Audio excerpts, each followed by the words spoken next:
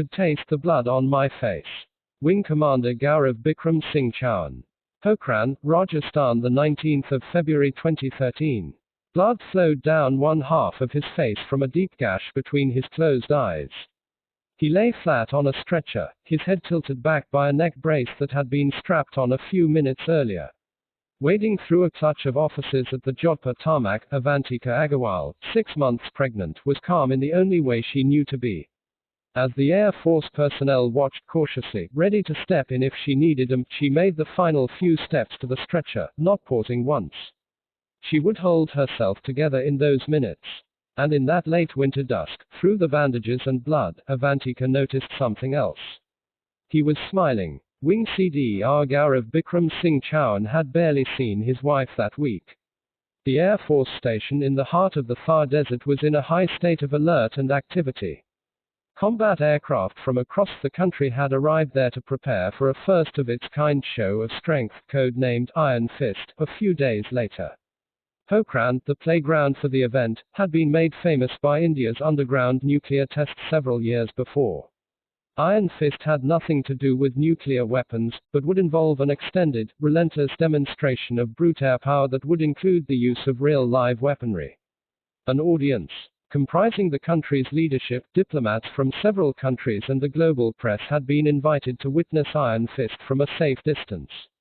The purpose was to serve a reminder to India's neighbors and the world that a peace-loving country could still wreak considerable damage on those who mistook that quality for weakness. If the exercise was provocative politically, as military drills often are, it was an enormous task for the Air Force. Over 100 aircraft were set to fire at Iron Fist in razor-sharp corridors that afforded crews zero margins for error. Aircraft showing off the strength at the Desert Firepower Show would include the MiG-21, Mirage 2000s from neighboring Madhya Pradesh and Jaguar fighter bombers from Ambala. Raising the pitch at the exercise with a list of live precision bombing runs would be the Indian Air Force's most formidable front-line jet, the Russian Sukhoi Su-30 Mki. It was one of these that Wing CDR Chauhan and his flying mate, Squadron LDRAR Tamta, strapped into earlier that Tuesday, the 19th of February 2013. With Squadron LDR Tamta flying and Wing CDR Chauhan, the designated weapons systems officer, in the rear cockpit, the big fighter, India's largest, was fitted out with 18,100 kilogram bombs, 6 on each wing and 6 slung onto hard points on the aircraft's belly. The two men had been cleared for a night training flight that involved a bombing run from an altitude of 7,000 feet. It was still cold in the Thar and the sun was almost out of sight when the jet roared down the main runway of Jodhpur's Air Force Station. At their home in the desert base, Gaurav's wife, Avantika, knew he would be flying that evening.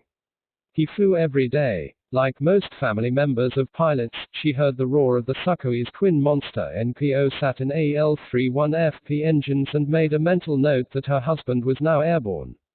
A veneer of anxiety would creep in and stay until she could hear the sound of the jet returning to base.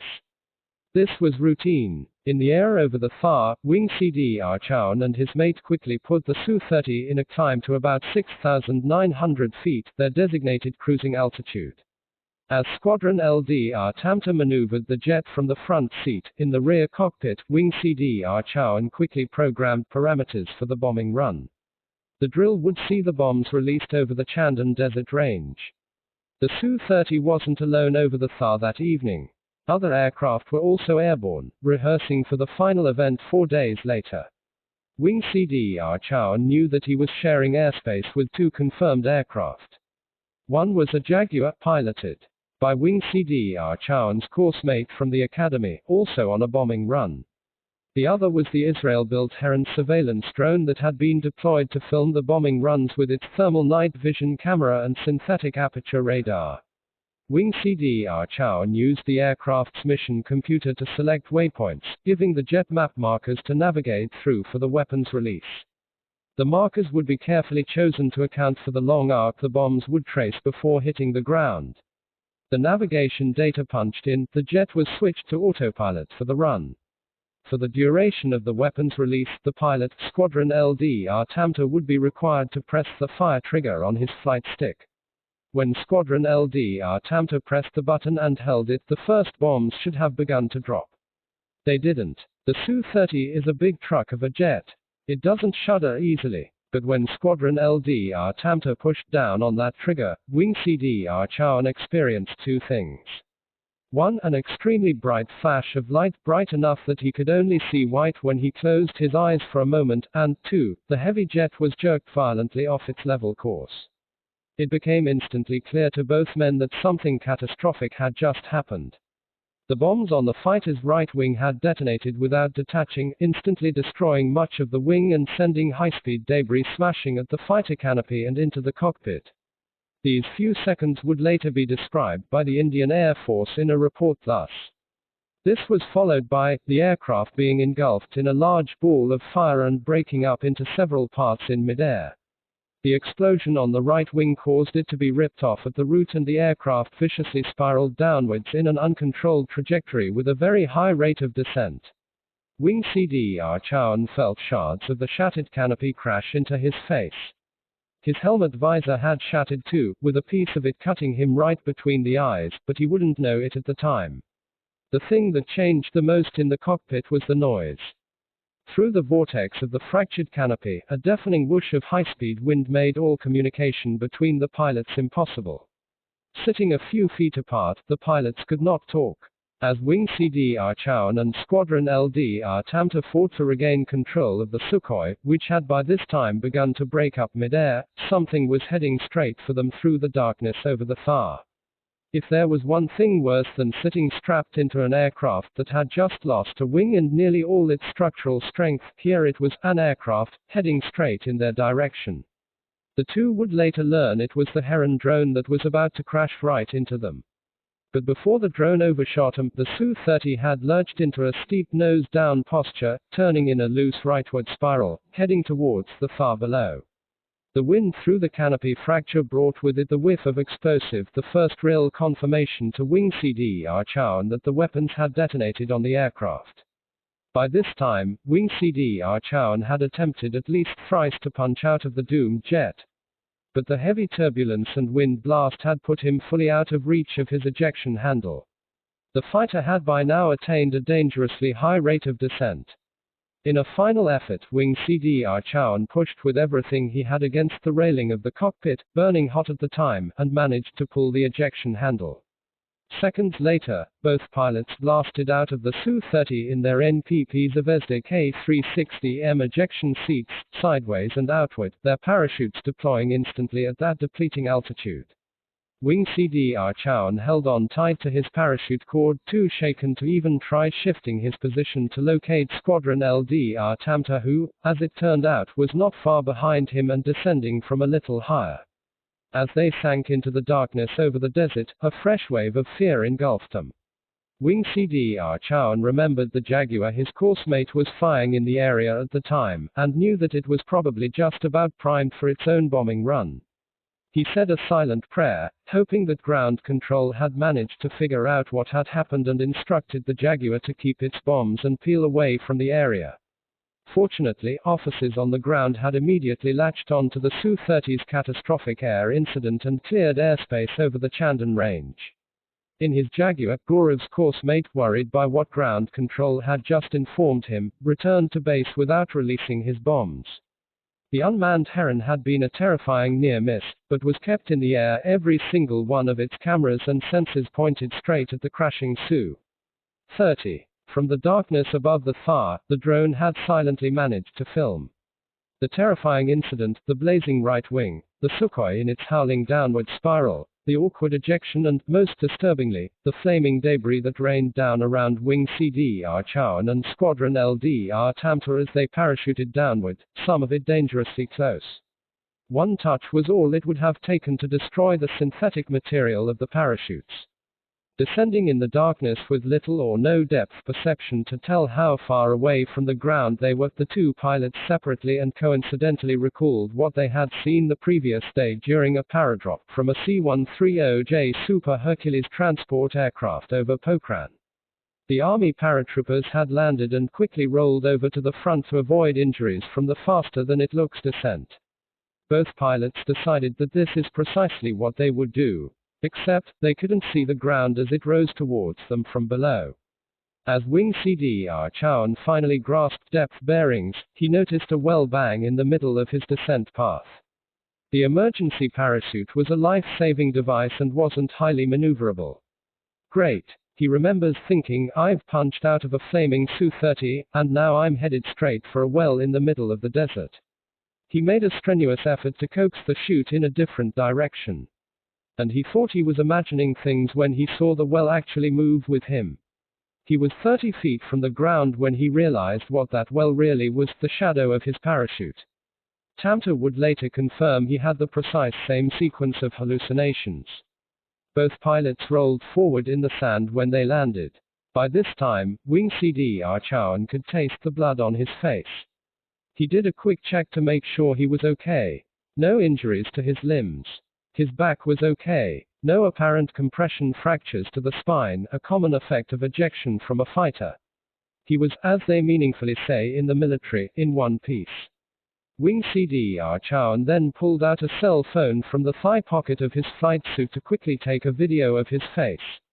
Blood flowed from the deep gash between his eyes.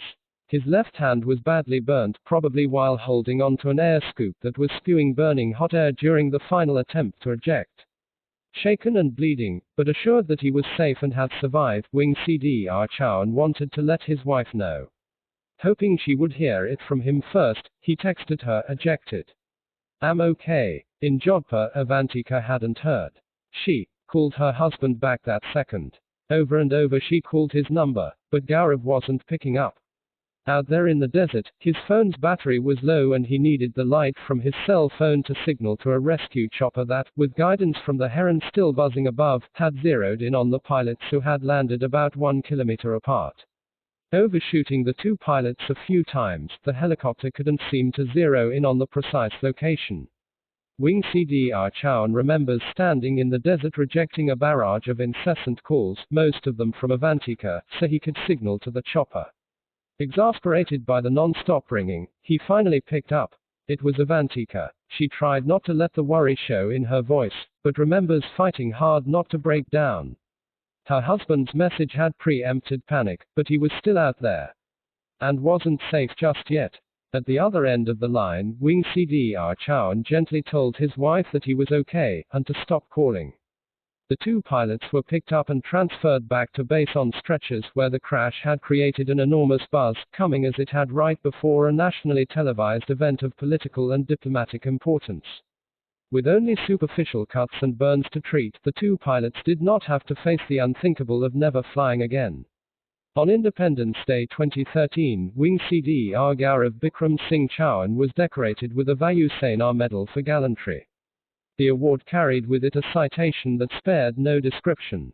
In face of such an unprecedented situation wherein the aircraft bursts into flames with no warning of impending failure, Wing Commander Gaurav Bikram Singh Chauhan displayed exceptional courage, situational awareness, uncommon reflexes, in extricating himself and crew member from a distressed aircraft. If anything could define the cliché of a life-and-death situation, an in-flight emergency in a combat aircraft would do it better than most things. Pilots like Wing CDR Chauhan are thrust into situations where they have to make a choice in less than a few seconds.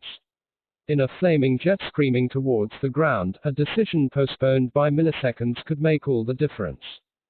Squadron LDR Rijal Sharma fought a terrifying emergency in his MiG-29 to arrive at a choice that could have killed him. But he felt he was equipped with the instinct and skill to justify that decision.